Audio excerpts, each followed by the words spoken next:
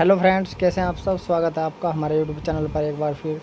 और दोस्तों, आज हम जो टॉपिक लेकर आए हैं वो प्राचीन इतिहास से है और हमारा टॉपिक दर्शन से संबंधित है प्राचीन इतिहास में। और टॉपिक है हमारा गौतम बुद्ध।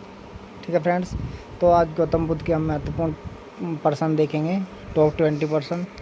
तो दोस्तों चलिए शुरू करते हैं अपनी ये वीडियो।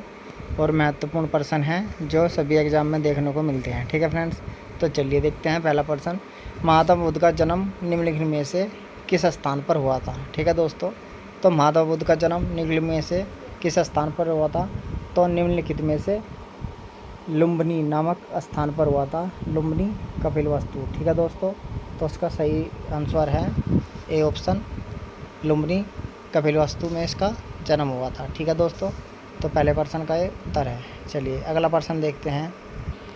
अगला पर्सन है पर्सन नंबर 2, महात्मा बुद्ध का जन्म निम्नलिखित में से किस वर्ष हुआ था। ठीक है दोस्तों, तो किस वर्ष में हुआ था महात्मा बुद्ध का जन्म, तो दोस्तों महात्मा बुद्ध का जन्म हुआ था 563 ईसा पूर्व में। ठीक है दोस्तों, 563 ईसा पूर्व में महात्मा बुद्ध का जन्म हुआ था। ठीक है दोस्तों, चलिए नेक्स्ट क्वेश्चन देखिए। अगला प्रश्न है, निम्नलिखित में से महात्मा बुद्ध के बचपन का नाम क्या था। ठीक है दोस्तों, तो महात्मा बुद्ध के बचपन का नाम क्या था, तो बचपन का नाम था सिद्धार्थ। ठीक है दोस्तों, महात्मा बुद्ध के बचपन का नाम सिद्धार्थ था। ठीक है दोस्तों, राहुल उसके पुत्र का नाम था, शुद्धोधन पिताजी का नाम था गौतम बुद्ध के, और वर्धमान महावीर का नाम था। ठीक है दोस्तों, महावीर स्वामी वर्धमान।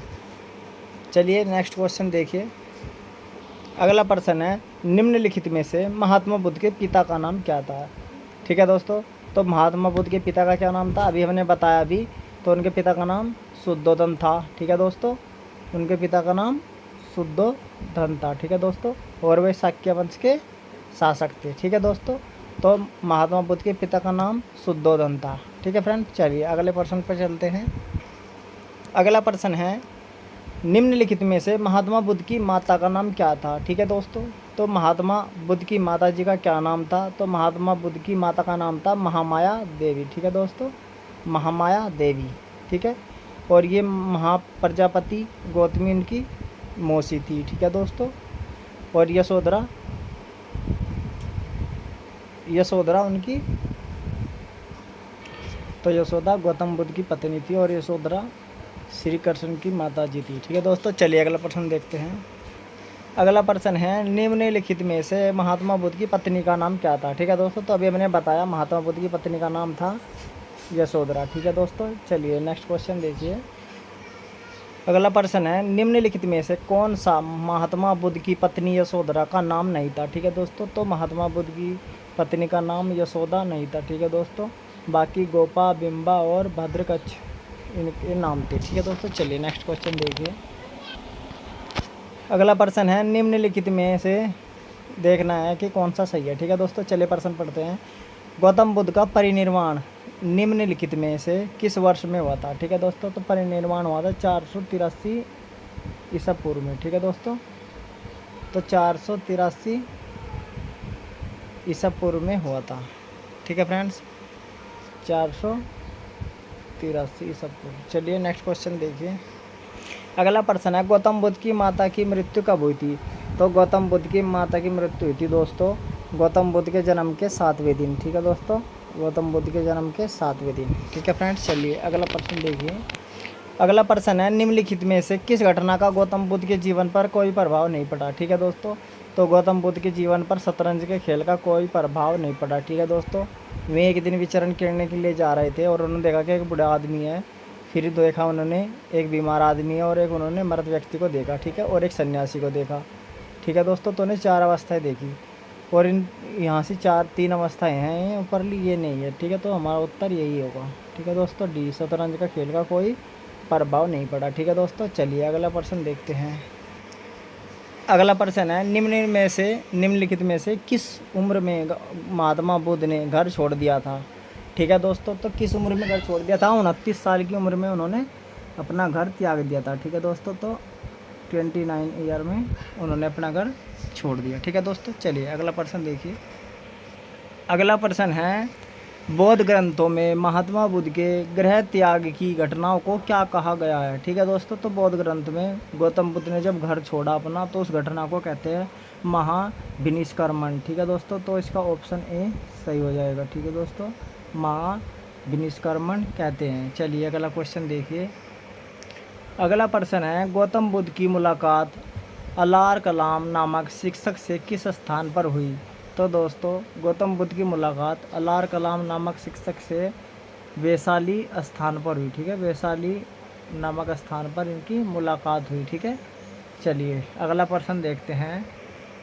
अगला प्रश्न है, गौतम बुद्ध की मुलाकात रुद्रक रामपुत्र नामक आचार्य से किस स्थान पर हुई? तो दोस्तों, गौतम बुद्ध की मुलाकात रुद्रक रामपुत्र नामक आचार्य से मुलाकात राजगृह नामक स्थान पर हुई। ठीक है दोस्तों, राजगृह। चलिए अगला क्वेश्चन देखिए। अगला प्रश्न है, अलार कलाम किस दर्शन के गुरु थे? ठीक है दोस्तों, तो वे सांख्य दर्शन के गुरु थे। ठीक है दोस्तों, और वे गौतम बुद्ध के गुरु बने। ठीक है दोस्तों, चलिए अगला प्रश्न देखिए। अगला प्रश्न है, निम्नलिखित में से किस नदी के तट पर गौतम बुद्ध को ज्ञान प्राप्त हुआ? ठीक है दोस्तों, तो किस नदी पर ज्ञान प्राप्त हुआ, किस नदी के तट पर? तो वो हुआ निरंजना नदी के तट पर। ठीक है दोस्तों, निरंजना नदी के तट पर गौतम बुद्ध को ज्ञान प्राप्त हुआ। चलिए अगला प्रश्न देखते हैं। अगला प्रश्न है, निम्नलिखित में से किस पेड़ के नीचे गौतम बुद्ध को ज्ञान प्राप्त हुआ था? ठीक है दोस्तों, तो वो पेड़ कौन सा था जिसके नीचे गौतम बुद्ध को ज्ञान प्राप्त हुआ? तो दोस्तों वो था पीपल का पेड़। ठीक है दोस्तों, पीपल का पेड़ के नीचे गौतम बुद्ध को ज्ञान प्राप्त हुआ था। ठीक है फ्रेंड्स, चलिए नेक्स्ट क्वेश्चन देखते हैं। अगला प्रश्न है, महात्मा बुद्ध ने अपना पहला उपदेश कहाँ दिया था? तो महात्मा बुद्ध ने अपना पहला उपदेश दोस्तों दिया था सारनाथ में। ठीक है दोस्तों, सारनाथ में गौतम बुद्ध ने अपना प्रथम उपदेश दिया था। अगला प्रश्न है, बौद्ध ग्रंथों में महात्मा बुद्ध के प्रथम उपदेश की घटना को क्या कहा जाता है?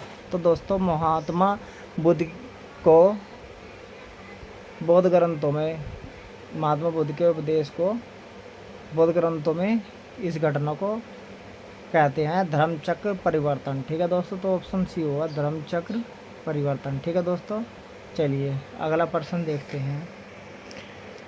अगला और अंतिम प्रश्न है दोस्तों, प्रश्न नंबर 20, महात्मा बुद्ध ने अपना पहला उपदेश कितने लोगों को दिया था? तो दोस्तों, महात्मा बुद्ध ने अपना पहला जो उपदेश दिया था वो दिया था 5 लोगों को। ठीक है दोस्तों, 5 ब्राह्मणों को दिया था, और ये जो उपदेश दिया से धर्मचक्र परिवर्तन कहते हैं।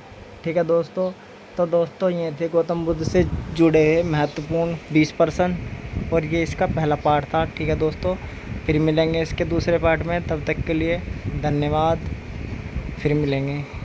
चलिए नमस्कार।